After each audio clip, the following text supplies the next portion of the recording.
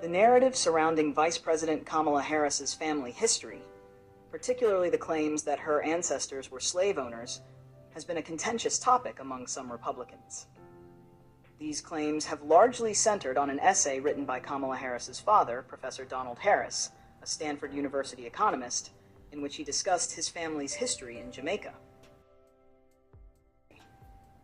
In an essay published on the website Jamaica Global, Donald Harris outlined his heritage, describing how his family descended from both African slaves and a prominent Irish slave owner named Hamilton Brown.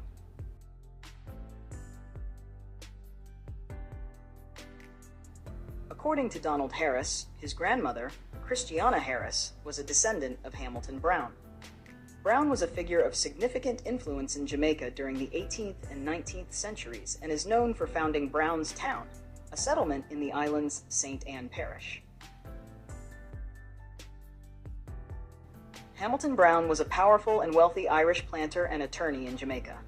He was born in 1776 and became one of the most prominent slave owners on the island. According to historical records, Brown owned several plantations and was responsible for the labor of hundreds of slaves.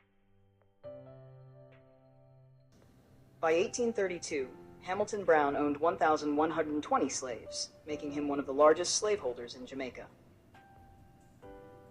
Brown's influence was so profound that Brown's Town, a town in St. Anne Parish, was named after him.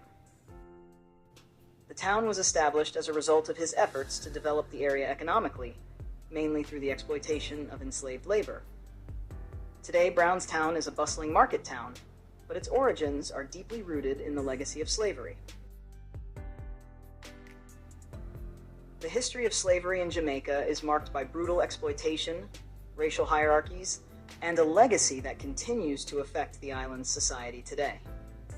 Slavery was introduced to Jamaica by the Spanish in the early 16th century, and later expanded under British rule. Enslaved Africans were brought to Jamaica to work on sugar plantations, which were the economic backbone of the colony.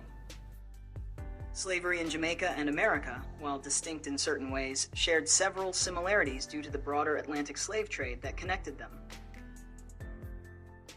Enslaved Africans in both Jamaica and the United States predominantly came from West Africa. Major regions included present-day Ghana, Nigeria, Senegal, and Angola.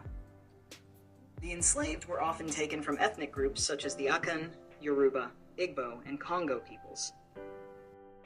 Both in Jamaica and the United States, enslaved Africans endured the horrific Middle Passage, a journey across the Atlantic Ocean where they were packed tightly in ships under brutal conditions.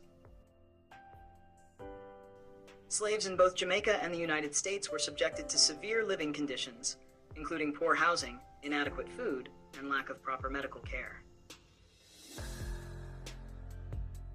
In Jamaica, slaves were primarily used on sugar plantations, working long hours in harsh conditions. In the United States, they were predominantly used in the production of cash crops like tobacco, cotton, and rice, also under grueling conditions. Both regions saw extreme forms of punishment, including whipping, mutilation, and other forms of physical and psychological abuse. This served as a means to control and dehumanize the enslaved populations. Enslaved Africans were forcibly removed from their homelands and stripped of their cultural identities. They were often given new names and were forbidden to speak their native languages or practice their religions. Families were frequently torn apart, with members sold to different owners. This caused deep emotional and psychological trauma that reverberated through generations. The system of slavery was built on the dehumanization of African people. They were considered property rather than human beings, with no legal rights or protections. The labor of enslaved Africans was the backbone of the economies in both Jamaica and the southern United States. However, they received no compensation for their work and were subjected to constant exploitation. The legacy of slavery in Jamaica has parallels with that in the United States. In both societies, the descendants of African slaves often have mixed ancestry due to the systemic sexual exploitation of black women by white slave owners. In America, this has resulted in a significant portion of the African American population having white ancestors, a history that is often complex and painful to grapple with. Similarly, Many Black Jamaicans, like Kamala Harris's family, can trace their lineage back to both enslaved Africans and European colonizers. This shared legacy between African Americans and Afro-Jamaicans highlights the broader transnational impact of slavery on the Black diaspora. The recent focus by some Republicans on Kamala Harris's ancestry has been framed as an attempt to challenge her identity and undermine her credibility, particularly in relation to her advocacy for racial justice. By pointing out her connection to Hamilton Brown, critics have tried to paint a complex and problematic picture of her background. However, these claims often ignore the broader context of slavery's legacy. The fact that Kamala Harris has both enslaved and enslaver ancestors is not uncommon among people of African descent in the Americas. It is a reflection of the brutal history of slavery, where racial boundaries were frequently crossed due to coercion and exploitation, rather than a simple moral failing of any individual family.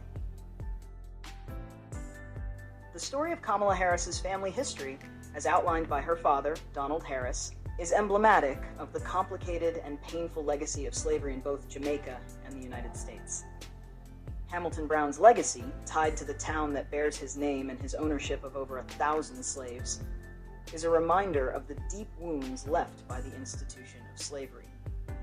The attempts to use this history to undermine Kamala Harris politically fail to acknowledge the broader realities of the Black experience in the Americas.